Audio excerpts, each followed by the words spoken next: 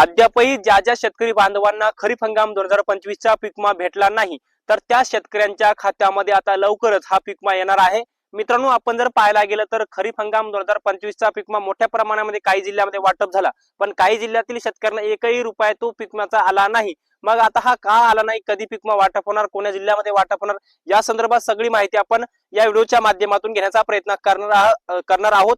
त्यामुळे हा व्हिडिओ नक्की शेवटपर्यंत बघायला विसरू नका। तर मित्रांनो, जास्त वेळ न लावता चला तर व्हिडिओला सुरुवात करूया।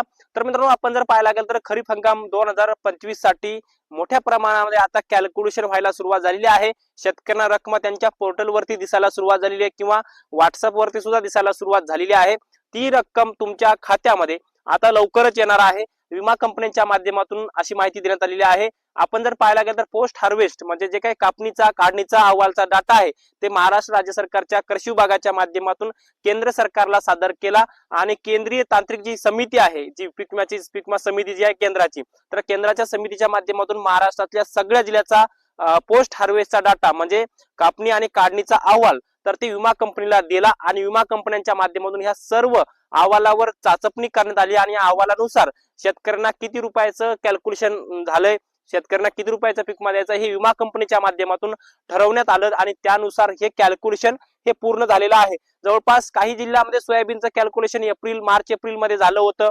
त्यानंतर एप्रिल मध्ये तो पीक विमा काही शेतकऱ्यांना वाटप झाला, परंतु काही जिल्ह्यातील शेतकरी असे आहेत की त्यांचं कॅल्क्युलेशन झाले, त्यांना त्या पोर्टलवरती रक्कम दिसत आहे, परंतु त्यांच्या अकाउंटला अद्यापही ती रक्कम जमा झालेली नाही। आता एका शेतकऱ्याची केस तुम्हाला मी सांगणार आहे।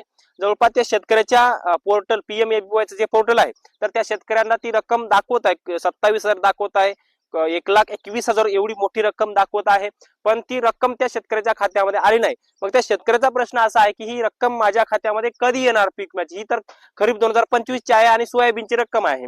तर जवळपास कॅल्क्युलेशन झाले, त्याला शेतकऱ्याला रक्कम दिसत आहे, मग ही रक्कम दिसत आहे पण अकाउंटला काय येत नाही, तर ती रक्कम दिसत आहे पण येणाऱ्या काही दिवसामध्ये ही रक्कम अकाउंटला येणार, पण आज न उद्या 100% अकाउंटला येणार। तुमचं कॅल्क्युलेशन झाले, रक्कम दाखवली, फायनल सगळं झालेलं, फक्त अकाउंटला ट्रान्सफर करणं बाकी आहे।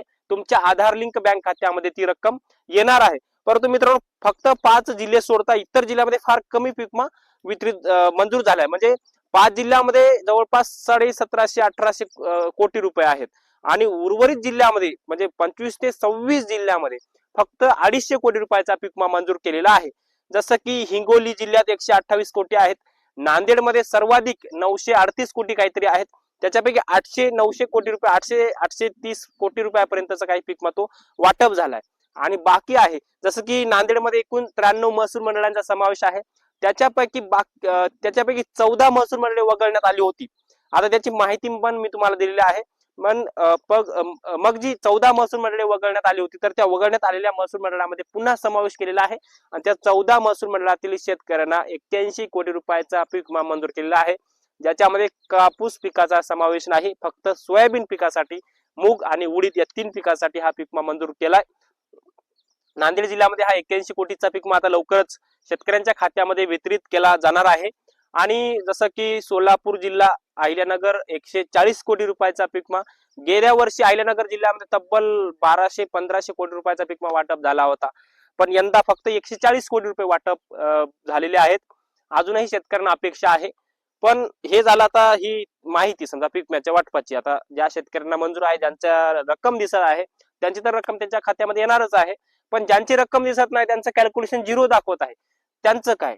मग ज्यांचं 0 दाखवत आहे, एकतर त्यांना रक्कम मंजूर नाही किंवा त्यांच्या काही आता तर असं सांगितलं जातं की रक्कम 0 दाखवत आहे की त्या शेतकऱ्यांना पीक विमा मंजूर असून देखील सुद्धा रक्कम 0 दाखवत असेल तर काही तांत्रिक अडचणी आहेत, ते 0च्या जागी रक्कम सुद्धा येऊ शकते, परंतु 2 कारण आहेत।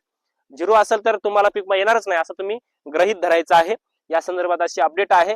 आणि आता राहिला उर्वरित पिकांचा, जसं की कपाशीचा पीक विमा मोठ्या प्रमाणामध्ये शेतकऱ्यांना मंजूर होण्याची शक्यता आहे, परंतु यांचं कॅल्क्युलेशन झालेलंच नाही, कारण की कापसाचं पीक जे आहे तर ते दीर्घ कालावधीचं असतं, याचे डाटा पोस्ट हार्वेस्टचा डाटा जायला उशीर लागतो। पण मला तरी वाटतंय हा डाटा सरकारकडे गेलेला असेल, कारण खूप दिवस झाले, आता खरीप 2026 लागला, तर 25चा पीक विमा कॅल्क्युलेशन होणं अपेक्षित होतं, परंतु अद्यापही झालेलं नाही। त्यामुळे हे कॅल्क्युलेशन आता कपाशीचं पूर्ण होईल आणि कॅल्क्युलेशन झाल्यावर तुम्हाला ती रक्कम कपाशीची किती मंजूर झाली तर तुमच्या पोर्टलवर तुम्हाला दिसणार आहे, तर ती रक्कम मंजूर झाल्यावर तुम्हाला येईल। परंतु कपाशीचा पीक विमा मोठ्या प्रमाणामध्ये येत असतो, कारण की दीर्घ कालावधीचं पीक आहे, त्यामुळे मोठ्या प्रमाणामध्ये हा पीक विम्याचं वितरण होत असतं. तुमच्या खात्यामध्ये पीक विमा वाटप झाला का?